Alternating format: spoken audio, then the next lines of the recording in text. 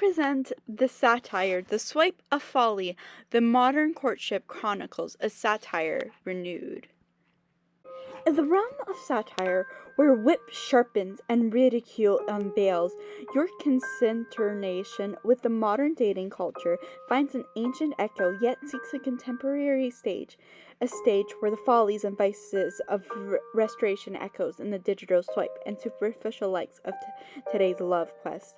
Here, within the frame of your outrage, amusement, and critique, a satire is born, not in the gentle arms of Horton and leniency, but the fierce grip of juvenilum scorn. In the enlightened age of our forefathers, where parchment bore the weight of words, and courtyards echoed the footsteps of suitors, there existed a folly of the heart that danced in the ballrooms of vanity and preened in the mirrors of self-importance. Yet this folly, adorned in petticoats and powdered wigs, finds its mirrored image today in the palm of every hand that swipes left in the pursuit of a love commitment. Behold the modern courtships, not of letters and longing glances, but of profiles and pixelated passion. Where once the worth of a suitor was weighed in virtue and verse, now lies in the tyranny of the algorithm, decreeing love worth in likes and swipes. The gallant knight, armed with the bravery of anonymity, adventures not with sonnets under balconies, but with emojis under selfies, seeking not the heart conquest, but the vanity validation. In the digital masquerade, where faces flicker and facades with swipes of a thumb, the courtier parades in the grand ball of the superficial. Each one masked, not in silk and lace, but in filters and facades, dancing to this tune of instant gratification, in the grand ballroom of binary codes. Here, in the shallow pools of swiped affections, the suitors seek not the companions in arms through life's battles, but the trophy to be displayed in the glass case of social media, a testament not to enduring love, but to fleeting conquest. And what of the courted? Those who favor and sought of the fervor of 1,000 swipes, do they dream of love that transcends the superficial, that delves into the deep soul's crevices and the beauty in the flaws? Alas, they too are swept in the current, adrift in the sea of options, where every swipe promises a better, more dazzling suitor, just a swipe away. In the endless quest for the ones who tick all boxes, the heart grows weary.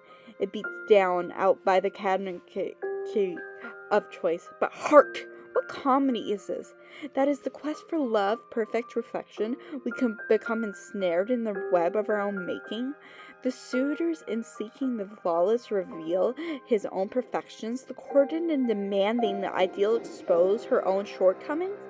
Thus the digital dance goes on, a cycle of desire and disappointment, our farce played out in the theaters of the absurd. In the end, the swipe of folly reveals not the path of love, true face, but the maze of our own vanities. For in the mirror of the screen, we not the others, but the reflection of our own desires, distorted and magnified. And so we are left to ponder in the pursuit of love in the age of digital courtship. Do we seek the other heart of the echo of our own? And the grandiose era of restoration, where satire was the sword wielded by the astute to expose society underbelly, a poets and playwrights danced the delicate dance of mockery and truth. From the Lapoon's follies and Macflano, where Dryden skewers the dull and the dreary, to the sharp whip of Wilmot's verses, the cut-through pretense to reveal the raw, unraveled, and varnished essence of human desires, we find a mirror to our contemporary follies.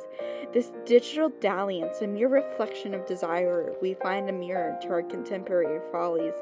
This digital dalliance, a mere reflection of timeless dance of vanity and desire, is but a new verse on the edge of an old song of courtship and content.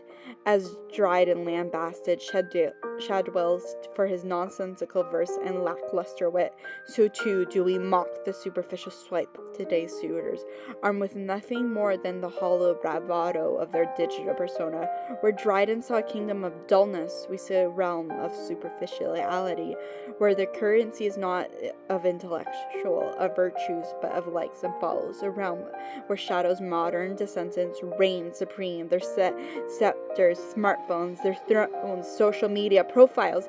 And yet as Swift's keen eyes observe the miniature of life, finding satire in the everyday, so do we find the mundane swipe of a microcosm of society, large follies. Swift, who turned the morning routines into canvases for satires, would perhaps marvel at how the digital age has transformed love into the routine of swiping and likes, a far cry from the complex, messy, and profoundly human experience it once was. Swift once found humor and humanity in the urban chaos. Today we find these in the chaotic quest for love, amidst the digital downpour of profiles and matches. Aphra Behn, where her sharp with the keener observation, turned the tables on the male-dominated world of libertinism, challenging the conventions of her time. Inspired by her art satires, challenges the convention of her digital age, questioning the rules of modern courtship. Just as Ben gave voice to the female experience in a world that sought to silence it, our satire seeks to uncover the true desires and despairs hidden beneath the curated facades of digital profiles, to find the human heart that beats the glassy surface of the screen. In the end, my satire, much like the work of Dryden, Swift, and Ben, is not merely a critique of the follies of our time, but a call for reflection. For just as the Restoration era satirists used humor to illuminate the vices and follies of their ages, we use satire to shine a light on the absurdities of our own, hoping perhaps to inspire a moment of self-reflection in the heart of the swipes. For what are the Restoration tales of wit, valor, and folly but distant echoes of our own, and the endless quest for love of what we not become like the characters of these ancient satires? Our follies dress in modern garb, but no less ridiculous? Let us then, with a nod to the wisdom of the past, laugh at our modern courtship chronicles, lest in our hubris we become blind to the follies of our ways, forever swiping in the search for love that remains just out of reach, a modern-day McLaren reigning over the kingdom of the superficial, his crown a smartphone, his scepter a selfie stick. In the end, the swipe of folly reveals not the path to love, truth-faced, but the maze of our own vanities. For in the mirror of the screen we not see the others, but the reflection of our own desires, distorted and magnified. And so we are left to ponder in the pursuit of love in the age of digital courtship. Do we seek the other's heart or the echo of our own? Thus our satire grows longer, not just in words but in depth, weaving together the threads of past and present to create a tapestry that reflects not only on the follies of the digital age, but on the timeless nature of human desires and vanity. In this reflection, we find not only humor, but a call to action, to seek beneath the surface, to find the genuine in our world of facades, to remember that at the heart of every swipe, like a match, there lies a human soul yearning for the superficial swipe of folly, but for a connection that transcends time, technology, and the transient trends of courtship. Thank you.